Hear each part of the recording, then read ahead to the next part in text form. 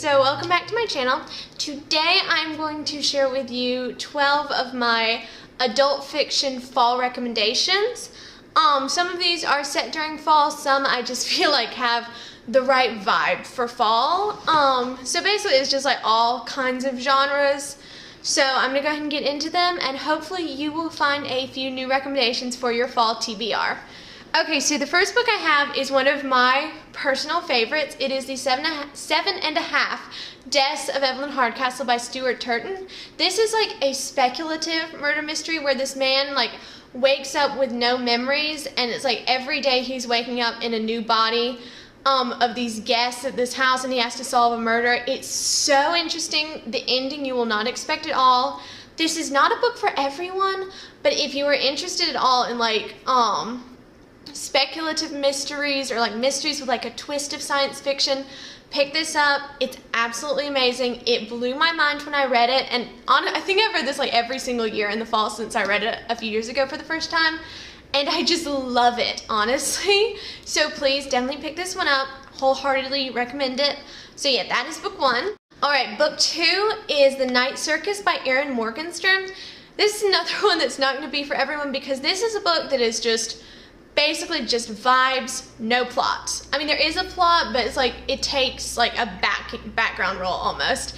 It's basically just a magical circus. That's basically all you need to know, because anything I could say about the plot, it's not gonna have that much bearing, because it's vibes. It's so character driven. You're just following these characters. There's romance. There's in a historical setting with magical circus and a romance, and I mean, just try it. You may hate it. I will preface it with that. Plenty of people hate it, but so many people love it, so I would say just try it, because the writing in this is absolutely beautiful. And it's definitely just so fall.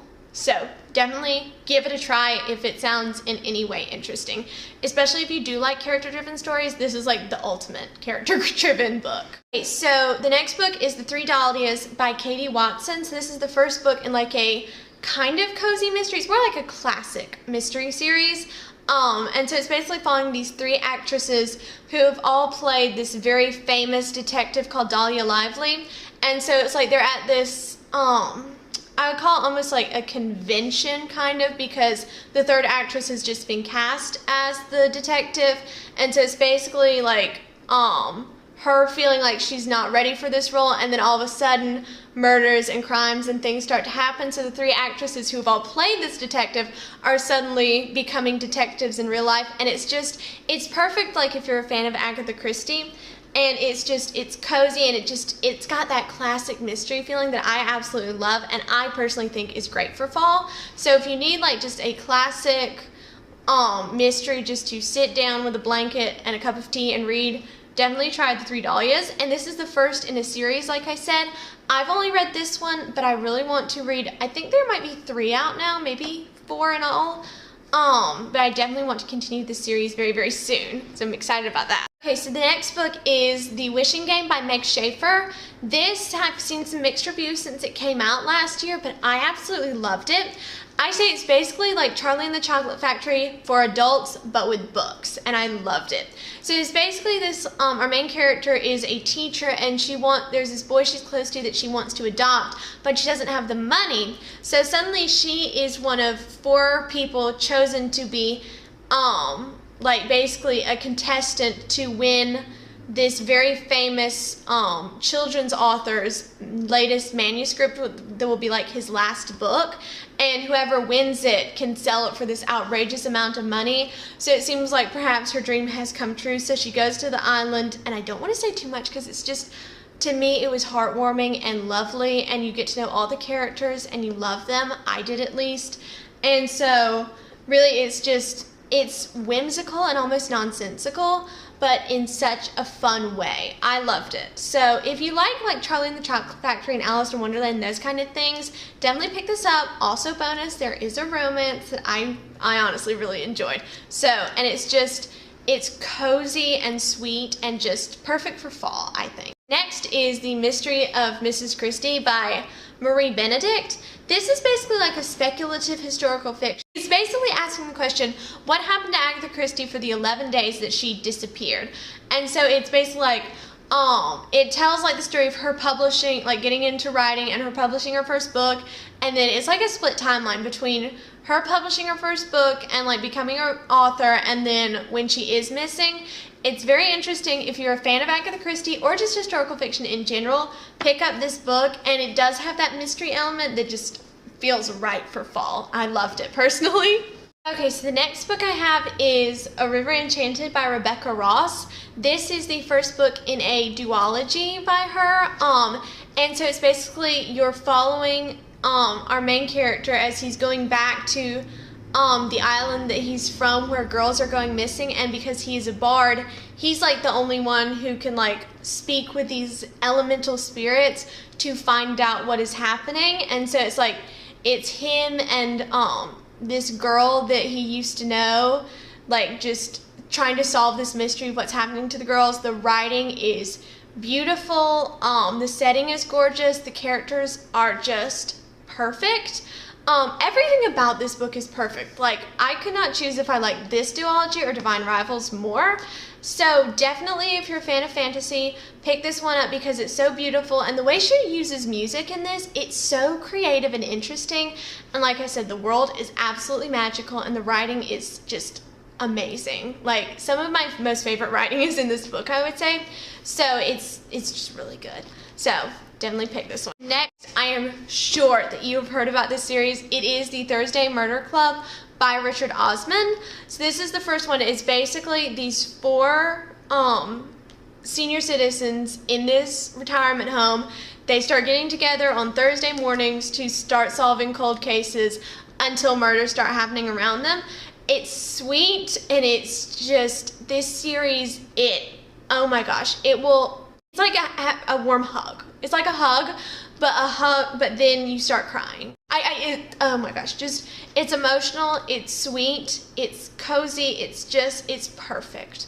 Okay, Richard Osman can do no wrong, at least not in this series. So, and be forewarned that if you make it all the way to book 4, if you haven't cried by then, you will cry, because just this whole series is so emotional and so perfect, and just, please pick it up because the mystery is so intriguing, but really the characters are the star of this show, and I just love it. You will fall in love with the characters, so definitely think about picking this one up. Okay, so the next book I have is The Historians by Cecilia Ekbach. I think I'm pronouncing that correctly, hopefully. So this is set in Sweden in 1943, so during the height of World War II, and it's basically like a mystery, kind of, but like it's so hard to explain. It's historical, but it's also a mystery. Okay, so it's basically following our main character who's like, works for, the chief diplomatic negotiator in Sweden. And so her friend is killed, and so she's like trying to find her friend's killer, and it just evolves into so much more. And it shocked me. I was just on the edge of my seat basically for the whole thing, because the atmosphere of this book is just so perfect for fall, and it being set in 1943, personally for me, it just makes it even better. My point being, just try this book, please. If you want to read a murder mystery, read this one. If you want historical fiction, read this one. It's just, the direction this takes is just so insane, might be the right word for it, but it's just, I loved it. It was just, it's a wild ride almost, but worth it, I think. So definitely recommend it. Definitely, the atmosphere is just perfect for fall. Next, this is a classic that I am sure all of you have read. It is And Then There Were None by Agatha Christie. Do I really need to explain the plot? Probably not. It's these 12 people are invited to this island for a variety of reasons. When they get there, their host, who is called Ewan Owen, is not there. And then at the end of dinner, a record is played accusing them all of something, and they start dying one by one, and obviously by the title. But anyway, so this is probably one of my favorite Agatha Christie's. I read this in a day, and it just is amazing. If you haven't read it, what are you doing with your life? Really, go pick it up, please. If you don't like it, don't tell me, please, because I love this book. The plot twist had my jaw on the floor. So yeah, if you want to start reading Agatha Christie, this is a good spot. This is a good book to start with, definitely. So, also, one of hers that is just perfect for fall. Next, I have Darling Girl by Liz Michalski, I think. So this is basically like a Peter Pan retelling, but like with a more sinister spin on it. Like Peter Pan is the villain, which I know he's kind of the villain in the original book, but like even more so. And it's just, I don't want to say too much, but it's basically like, it's following Wendy's great granddaughter. Yes. No. It's following Wendy Darling's granddaughter, and I don't want to give too much away, but basically it's almost like a continuation of the Peter Pan story with the Darling family, but more sinister. So if any of that sounds interesting to you, pick it up. If you like it's not a retelling, but if you like fairy tale retellings, give it a try. And it's just this is another one that's just atmospheric and a great fall read, I think. So definitely give this one a shot. Okay, so the next book I have is one that I have just read, but it shocked me so much that it made this list. It is Lock Every Door by Riley Sager. So it's this girl has gotten a job in this like prestigious, rich, old building as an apartment sitter, and then another apartment sitter goes missing, and so she's like trying to solve this mystery, and things just get crazy from there. Like if you think you have an idea of what's going on, I promise you don't. Even then after that, when you think you know what's going on, you don't. Like you never know what's going on until the very end, and I loved it.